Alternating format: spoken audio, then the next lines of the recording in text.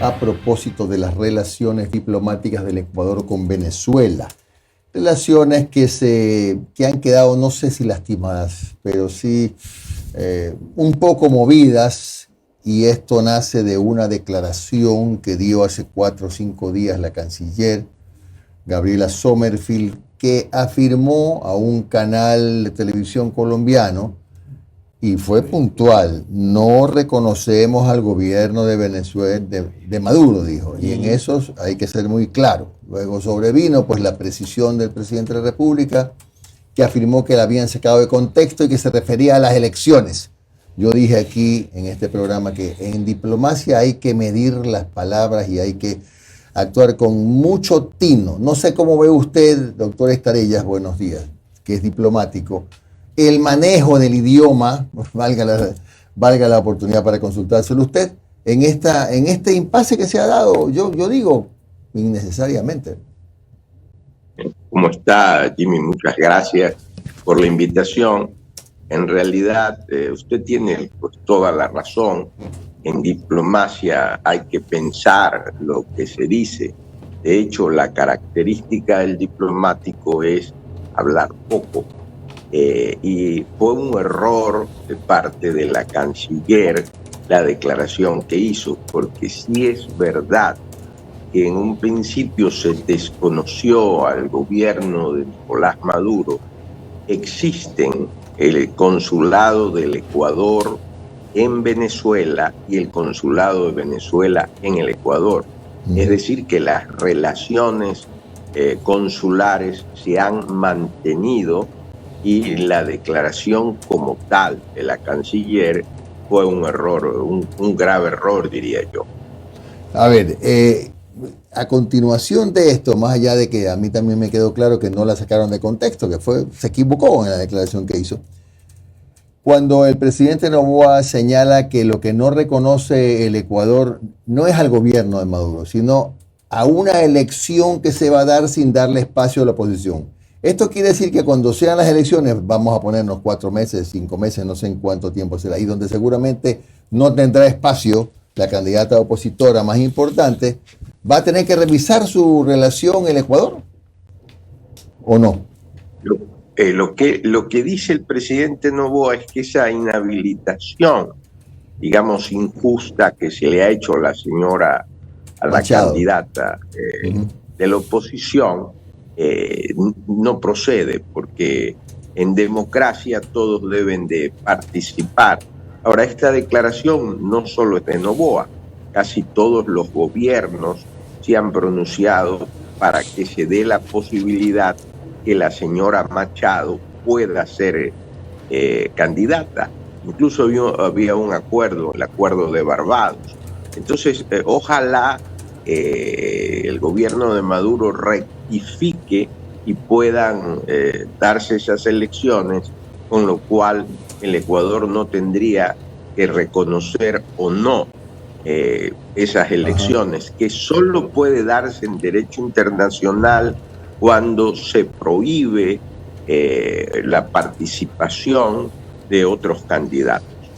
Claro, pero en el supuesto no consentido, pues que no la dejan participar, ¿qué pasaría si es que se vuelven a tensionar las relaciones entre Ecuador y Venezuela y resulta que hay que cerrar el consulado? Porque ¿cuántos ecuatorianos viven en Venezuela? 300.000, no sé cuántos, más o menos. ¿Sería eso saludable para Ecuador, dejar a los paisanos sin poder tocar la puerta de su casa del Ecuador? No, definitivamente no. De hecho, no es saludable, como usted bien lo señala, por los ecuatorianos que están en Venezuela, pero además por la cantidad de venezolanos que están en el Ecuador. Claro, y así claro. están esparcidos por varios países de América Latina. Entonces, quizás las acciones diplomáticas deben ir, en lugar de una acción negativa, en una acción positiva para hacerle comprender al señor Maduro que en democracia todos deben de participar y no existan estos conflictos o posteriormente, Jimmy, medidas coactivas que de una u otra manera terminan afectando al pueblo venezolano. Doctor, hay otro tema también importante que es la repatriación de los presos de nacionalidad, en este caso venezolana. Al parecer ya ha habido un diálogo con Perú y Colombia, pero resulta que con Venezuela no tenemos frontera. Y no solo que hay que contar con el consentimiento del preso con sentencia cumplida, sino también con el gobierno que va a recibirlo. ¿De qué manera se puede hacer esa gestión con Venezuela en un momento diplomático un poco sensible como este? Bueno, usted toca un punto muy importante. La única manera de sacar a estos presos extranjeros en el Ecuador es por dos mecanismos: la repatriación o la deportación. Están en la ley de movilidad humana. El presidente se ha ido por la repatriación, pero como usted bien señala, son acuerdos bilaterales para poder mandar a esos presos a que cumplan la pena en esos países. De lo que tengo entendido, Colombia y Perú han aceptado esos acuerdos y han aceptado que se envíen esos presos. Pero en el caso de Venezuela no podría dárselo porque no estamos pues en una situación normal de relaciones internacionales, y tengo entendido que no lo ha aceptado como tal. Es un arduo trabajo de la Cancillería, volviendo al punto que debe de ser mesurada la Cancillería como tal en las declaraciones para poder actuar siempre en beneficio del Ecuador. Doctor Estrellas, ¿cómo está? Omar Jaén le saluda. Muchas gracias por su tiempo, doctor. Doctor, en un tema diplomático, netamente diplomático, solamente dos consultas le quiero hacer. Mire, hace unos, ¿qué? Día lunes fue, martes, desde la vicepresidencia de la República se informó que palabras más, palabras menos la mandaron a callar a Verónica Abad, que en estos momentos está cumpliendo un rol diplomático en Israel, ¿verdad? La canciller ha dicho, calladita se la ve más bonita, no me hable más en medios de comunicación. Le quiero hacer una consulta, doctor, que usted conoce el teje y maneje de la parte diplomática, pero también un poco sobre el servicio público. En estos momentos, ¿la canciller puede mandar a callar a la vicepresidenta de la República o en estos momentos Verónica Abad, al cumplir funciones diplomáticas, es subordinada de la canciller? Es una interesante pregunta, Omar, porque el momento en que la designan, ella se convierte en embajadora del Ecuador en Israel. Y los embajadores, de acuerdo a la ley del servicio exterior, no pueden dar o hacer un pronunciamiento público sin la autorización del Ministerio de Relaciones Exteriores, en este caso de la canciller. Lo que ocurre aquí es que hay un plus, digamos, una situación más, y es que la embajadora del Ecuador en Israel es la vicepresidenta de la República, ¿no? Entonces ella sí podría dar declaraciones como vicepresidenta de la República, y ahí entraríamos en un conflicto que solo le hace mal al Ecuador, porque en fin de fines, Omar, tanto la vicepresidenta de la República como la canciller forman parte de un mismo gobierno. Claro. Entonces, estas declaraciones que contradicen de una u otra forma hacen quedar mal al país. Claro, porque, mire, doctor, guste o no, la señora Abad fue electa con voto, con papeleta.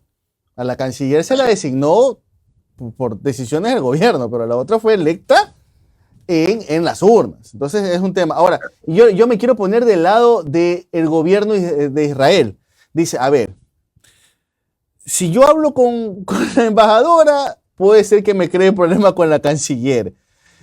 Porque ya vi que la canciller le quitó el habla a su diplomática. Entonces mejor prefiero no hablar. No me voy a meter en problema ajeno.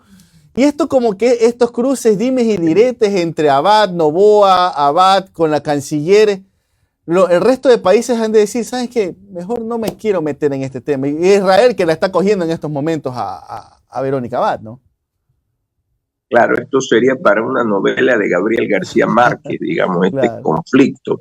Porque como usted bien señala, Israel va a decir, yo no tengo ya nada que hablar con la embajadora, vicepresidenta, y por lo tanto las acciones diplomáticas serán entre la canciller y el embajador de Israel en Quito. En fin de fines, es lamentable lo que está sucediendo. Más aún, es la segunda el Doctor, ¿me escucha ahí, doctor? ¿Sí? Se quedó congelado el doctor. Sí, ahí lo escucho. Ahí está. Doctor, y una última consulta, usted que es conocedor del tema internacional. En estos momentos es un año que puede traernos momentos bastante duros, ¿ah? Desde el ámbito diplomático, militar, hay mucha tensión en Medio Oriente. En estos momentos en Europa también hay bastante conflicto político, pero también social. Vemos que en estos momentos en la Unión Europea hay protestas en Bruselas, hay protestas en Francia, hay protestas en España. Un momento bastante delicado a nivel planetario realmente. ¿Qué tiene que hacer Ecuador, que de por sí tiene sus problemas internos? Por ejemplo, ¿qué tenemos que hacer con respecto al tema de Ucrania? ¿Qué tenemos que hacer con respecto al tema de Israel? Son temas bastante complejos a nivel planetario, pero también la diplomacia tiene que ver mucho en esto. Sí, totalmente de acuerdo con usted. Nunca el mundo ha estado grave entre Rusia e Ucrania. La situación muy grave entre Israel y Hamas lleva a la necesidad de una diplomacia proactiva. Y qué bien que lo pregunte, porque en este momento el Ecuador está presidiendo el Consejo de Seguridad. Nos ha vuelto a tocar, nos ha tocado estos años, porque es rotativo y ahora volvió a tocarle al Ecuador.